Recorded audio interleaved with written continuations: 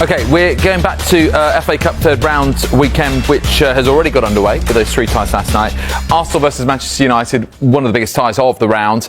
We've heard from Mikel Arteta, but what about Ruben Amorim? And in Manchester United's last performance, of course, got that very credible 2-2 draw against Liverpool in the Premier League. So how's he feeling about this one and the trip to the Emirates? Here he is. This is your first game in the FA Cup. It's a traditional competition in English football. What do you know about the FA Cup and what have you seen and been told about it? I see what everybody sees. Really old competition with a lot of history. I remember some finals. I think when we won the treble against Newcastle, Sir Alex Ferguson saved some players. Was really important for the club. We won some sub cups. We want to continue. We know that at this stage we already have a really strong match, but we want to win, and also we want to continue to improve the team and the performance.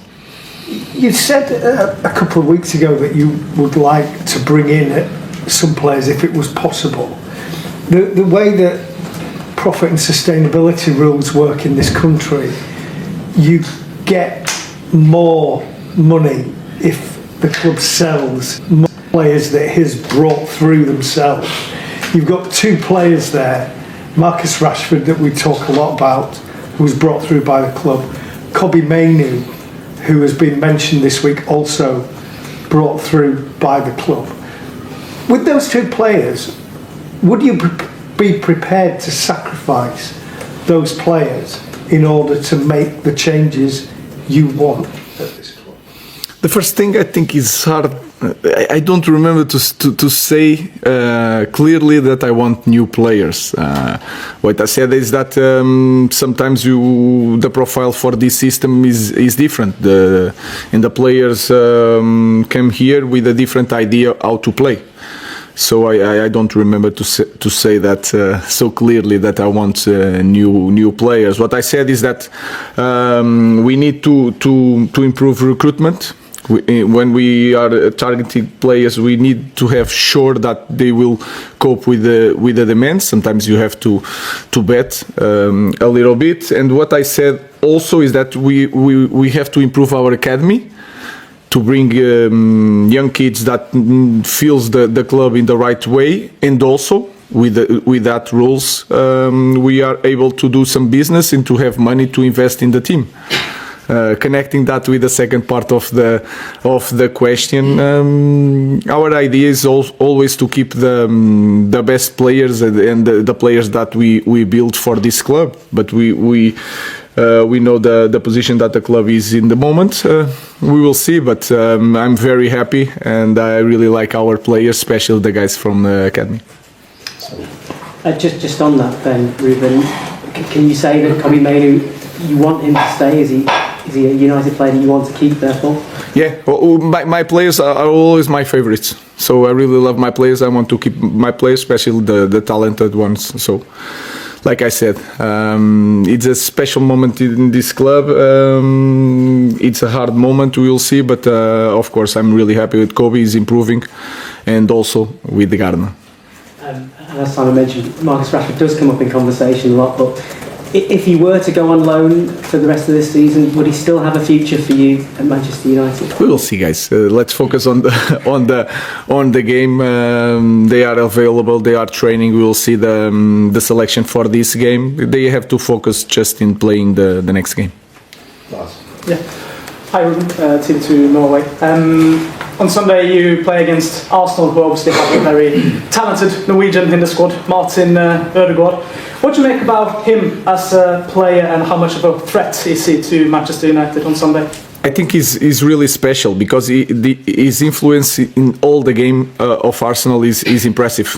And I play against them with Sporting. He didn't play both games, and you feel it in the team.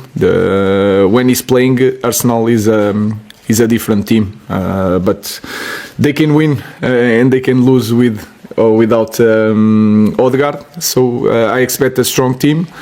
If Ødegaard is in the team, they will be stronger for sure. Thank you. Hi Ruben, you talked after the Liverpool game about being disappointed that you didn't go on to win the game.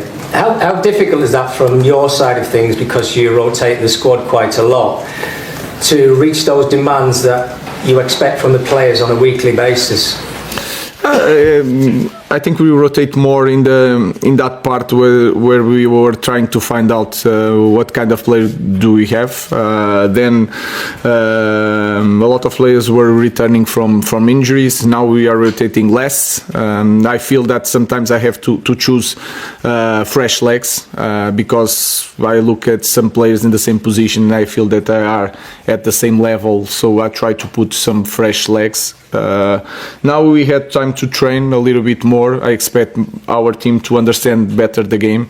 We try to work on set pieces because it's really important. We suffered a lot in the last game. So we'll see. I don't rotate because I want to rotate. I'm not different than the other coach. I'm trying to find out the best solutions to win every game, and sometimes I have doubts which player I'm going to put, and then I put the guys more fresh to cope with the demands of the game. Dave. Hi Ruben. One of your predecessors here, Ole Gunnar Solskjaer, said that cup competitions, while they're great to win, they can often hide or not a true reflection of where a team is at. Is that something you agree with? Is your priority then, in a sense, improving the league position and also the Europa League? So obviously that comes with it, a Champions League place rather than the FA Cup. At this moment I'm living day by day. What I'm thinking is that we had some 1 week without any game. We had day off. We could work the team a little bit, and then it doesn't make sense for me to rest players now to play both games really near. So I think we have to put the best team, and we have to win, and we have to follow the last performance. So I'm not thinking in that way because we are not in that moment. We are in the difficult moment. We are improving. We had some trainings. Let's put the best team to try to win, and then we will focus on the next game. So my focus is more in our week. We had time to train, to rest, so I will choose the best team to win because we want also to win the cup, and like you said, in the cup you never know. So let's win. Sometimes it's better to win this kind of game and then you have less time to rest, but your mind is so different that you can cope with the physical aspect of the game. So my focus now it's different, it's day by day. We just want to win this game and then we'll think about the next one. Just on that, Ruben, you said you'll play your best team. In that case, will you start Andre Onana? Because obviously you started Altay Bayındır in the last cup game, so is it going to be Onana this weekend and not Altay? That is a special position. It's a very good question. He's going to play Altay. Altay's playing. Thank you. Rob. Lots of the players after the game at Liverpool spoke about a change in mentality, that it helped them perform so well at Anfield. Have you noticed that carrying on this week? I know you've had a free week on the training pitch. Has it carried on what you saw at Anfield, that kind of switch in mentality that maybe some of the players were talking about? I felt that it was different because we could train, so you can push them, you can show what they need to do. It's so much easier with training, and then the environment is different because they felt the confidence in the performance. But we can say anything after a match or during a week. We have to show in the next game, so we are focused on that. But I felt that, and I felt during the week they were focused on improving and they were open to learn, and that was a good feeling this week. Ruben Amorim. Good morning.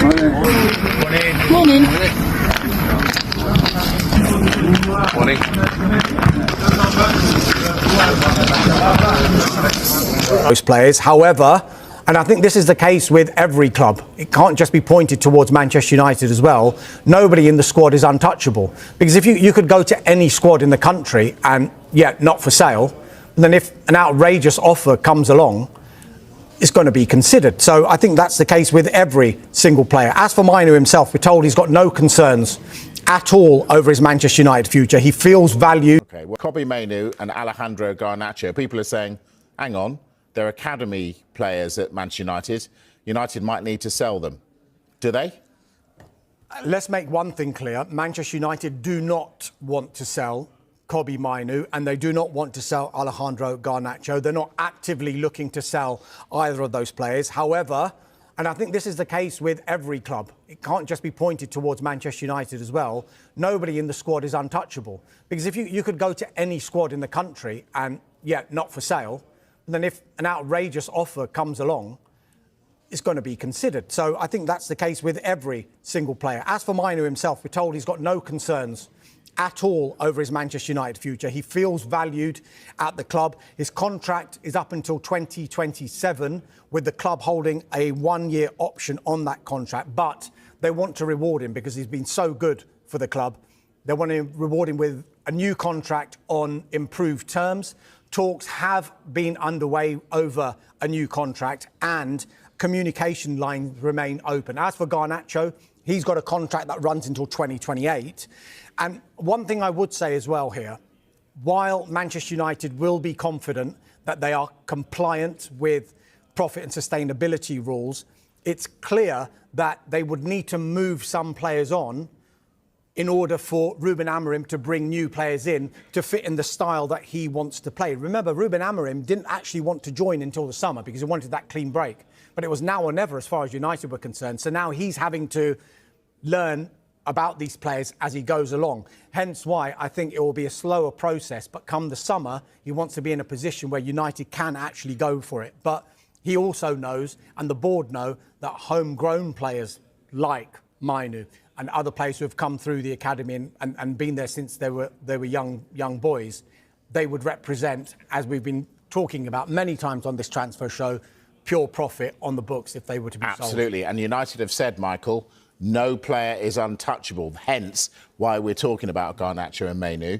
If you're a United fan, should that worry you? A little bit, but you look at Manchester United at the moment and you hear any ex-player, I think there's an acceptance that it's going to take at least 2 or 3 windows for Ruben Amorim. It's clear he's got his own philosophy, but these players don't fit at all. It's been a really tough few years for Manchester United. Yes, they won the FA Cup in May, but maybe that was just one little positive on what's been a really dark year or two in terms of recruitment. But the last thing you'd imagine Ineos wanting to do is selling someone who's been such a bright part of Manchester United over the last 12 months. Yeah, well, Ineos certainly doing things their own way, aren't they? So you never say never.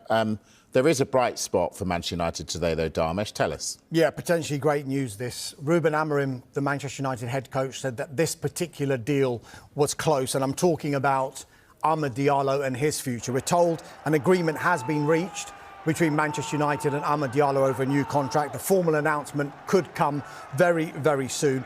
He had entered the final 6 months of his contract. Now, United actually had the option to extend that for a further 12 months, but they decided not to exercise that option, instead enter into talks to give him a new contract, good reward and probably a deserved reward as well. Yeah, he's gone really well for United. Believe it or not. Right, I promised you more Manchester United. I'm going to give you more Marcus Rashford. Dharmesh, is he any closer to leaving? Possibly. I mean, what I would say is that Manchester United are aware that Marcus Rashford's brother has been in Milan, just exploring the conditions of a potential loan deal to AC Milan. But look, a number of clubs now are expected to formally approach Manchester United over a potential deal. Milan have made him their primary target for this transfer window. Borussia Dortmund, Juventus are also interested, among a number of other clubs. But just talking about Dortmund, their boss, Nuri Sahin, was asked directly about the potential signing of Marcus Rashford. He said this: anything can happen. It's not as easy as in winter as it is in summer.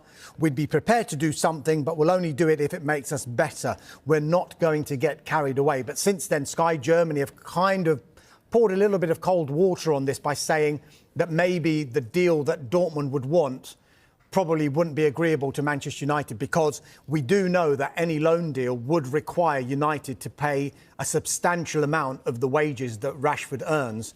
And even with that, Dortmund may find it a little bit too excessive to be able to pay that much. But look, never say never with that. Sky Germany are just saying at the moment, not so strong with Borussia Dortmund. But clearly Milan is a big target for Rashford. As for United, With regard to Rashford, we understand that they are now discussing internally what the best course of action is. Do they do a straight loan?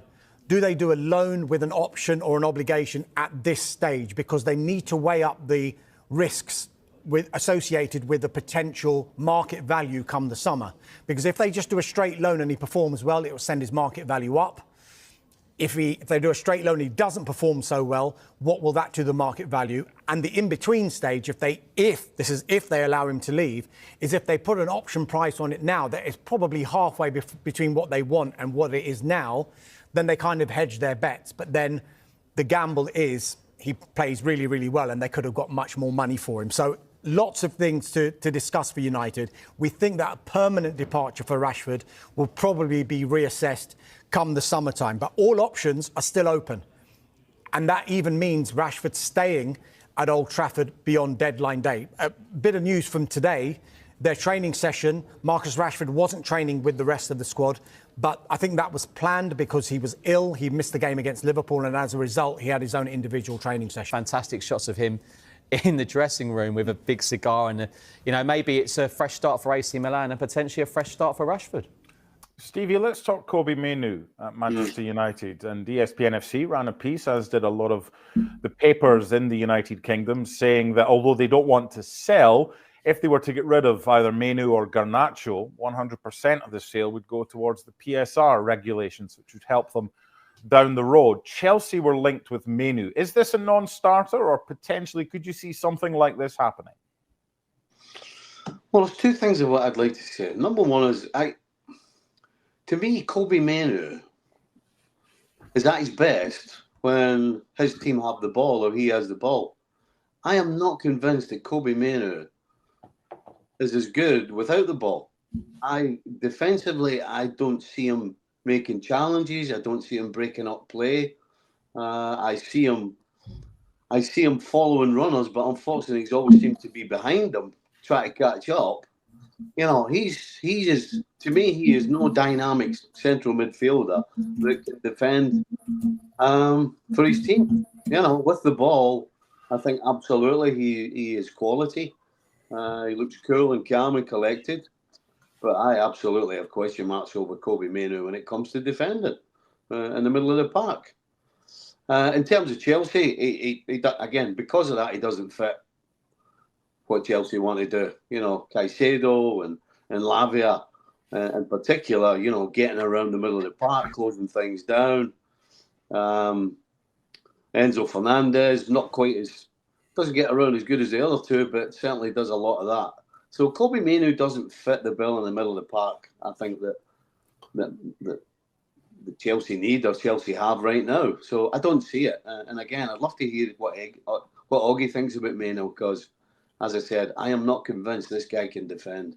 Well, it's a good point, that, because I think that although Kobe Mainoo, like you said, Steve, he's very good with the ball, and he does kind of sometimes help the game tick for United, he isn't quick. And I think the one thing that really holds him back is that he's one-paced, and he lets players get away from him. If the game is going in his favour, he's a very good player, Kobe Mainoo, and he's still only young, but he doesn't have a burst of pace. And I think that will ultimately hold him back from being a kind of a world-class midfielder. I think he doesn't get around the pitch quick enough. But on saying that, if Man United had 20 players that they were willing to sell, he would be 18 or 19 on the list. He's not a player they're looking to sell. The reality is that United have got financial issues right now, and yes, I was going to say in a perfect world, in an imperfect world where they had to sell somebody to get some money in, he would be one they would look to do. But there are lots and lots of players ahead of Kobe Mainoo, and the reality is he will end up negotiating a new contract. His current deal expires in 2027, and United have an extra option on that. So there's no rush to do a deal with him. But I think there's also an element of this where I think people at United are trying to, dampen expectations on certain players and salaries right now. This isn't the Man United of Ed Woodward. They're not throwing money around on wages and fees. They're trying to be sensible. So if people around Kobe Mainoo are trying to get a new deal at silly money, this is a message to say ain't going to happen. But and with Stevie, I think ultimately defensively and in terms of mobility getting around the pitch, he isn't quite there. Can I just add, just one thing from a Chelsea perspective. I think Chelsea fans need to remember as well, whether they like it or not, and I have my own issues with the situation, and I agree with both the boys.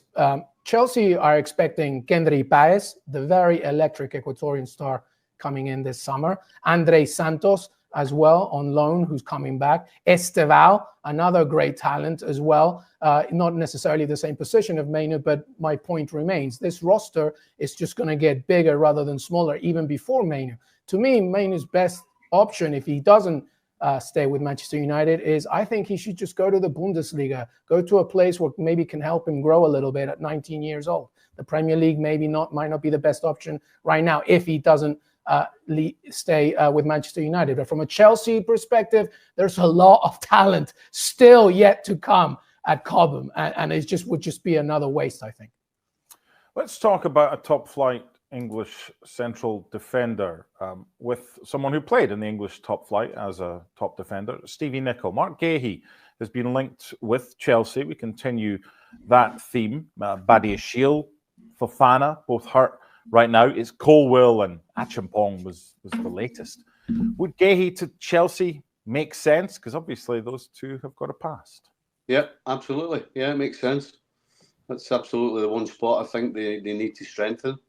I'm not a huge fan of what they have right now. I'm not a huge fan of Fofana. I'm not a huge fan of Tolson. I'm not a huge fan of Disasi either. So yeah, I think absolutely Chelsea needs strengthening there. And if you look around at what there is, then Gahey absolutely would fit the bill. To me, it seems a little bit of a no-brainer. There's no question he ain't going to be staying at Palace for too much longer. And I think Chelsea 100% need a centre-back. And listen, he's no Franz Beckenbauer, but you know what you're getting. And I think from a defensive point of view, I'll settle for that every day of the week. When I can put a centre-back on the field and I know exactly what I'm going to get from him, then I think it makes sense for Chelsea. The last one on Transfer Talk this week is Marcus Rashford. Now, if you've already heard this week's podcast of the Football Reporters with Rob, with James and with Ollie, then you'll have heard what Oggie's about to say. But I think it's fair, if you haven't, because you spent a decent chunk of the start of your podcast this week talking about Marcus Rashford and potential landing spots. So please let us know if you heard anything further about where Marcus Rashford may end up if it's not going to be Manchester United keeping hold of him. Well, there's still a chance that might happen. That may ultimately be the best option for everybody because he's on massive wages. He's a Manchester boy and United need goals. But if he was prepared to get his head down, Marcus Rashford, and work to suit Ruben Amorim, then I think staying there would be the best thing for all concerned. But that's not going to happen. It's quite clear that he wants out. Now, there aren't many options for him. AC Milan are supposedly interested, but I'm not too sure how solid it is because, first of all, the wages would be a problem. Secondly, we've got Rafael Leao and Christian Pulisic who like to play off the left, where Rashford likes to play. He hasn't scored many goals recently. So I don't quite see what the appeal of Marcus Rashford is. At 27, with probably the past 18 months, he's not performed. So options are limited. Borussia Dortmund is a possibility in the Bundesliga, a kind of a Jadon Sancho style loan. But right now, I think the Marcus Rashford camp's done a lot of heavy lifting in terms of driving up a market and suggesting there's a lot of interest, when the reality is there isn't. If there was, then United would be happy to. He's not having a great time of it at PSG. He's been linked with Spurs. Would that be a move that would suit both? It would suit Daniel Levy and PSG's Nasser Al-Khelaifi because they're very good friends. And I think that's what this is. It's just like an amicable situation here. I personally, from a footballing perspective for Tottenham, I don't like it at all. Muani is very talented, but he's very inconsistent. And that's the last thing that Tottenham needs. Another inconsistent player, Exhibit A in Timo Werner. So, I think he's probably a player that probably needs to go to a team that's more secure of who they are and trying to prove himself, as opposed to go to a team where there's a lot of inconsistency, there's a lot of back and forth in terms of the system, and also somebody that's entering a Premier League that he's never played in. So for Levy and Nasser Al-Khelaifi, I'm sure it's great. For everybody else, maybe it's specifically top. Will also be some bids from people who just want to buy a minority stake. But obviously what everyone's going to be very, very interested in is the people who want to buy the whole club. And we're expecting bids from Qatar, the US, Saudi Arabia, and of course, Sir Jim Ratcliffe. What will it all mean for United and Eric Ten Hag? I guess it all depends.